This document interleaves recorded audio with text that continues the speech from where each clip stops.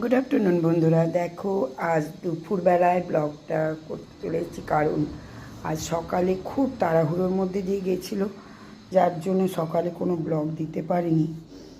দেখো, আজ দুপুরের মেনু নিয়ে চলে এসেছি।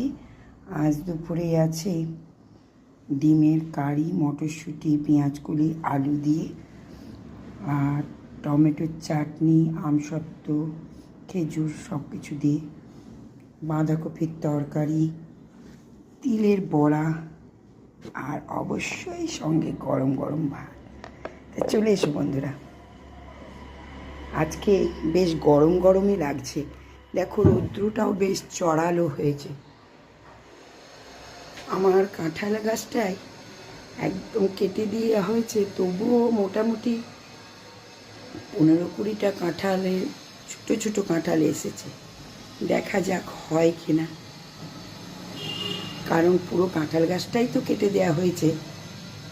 সামান্য একটু নিচের দিকটা আছে, সেইখানেই দেখো যে পাতাগুলো আছে তার মধ্যেই বেশ ছোট ছোট কাঁঠাল হয়েছে।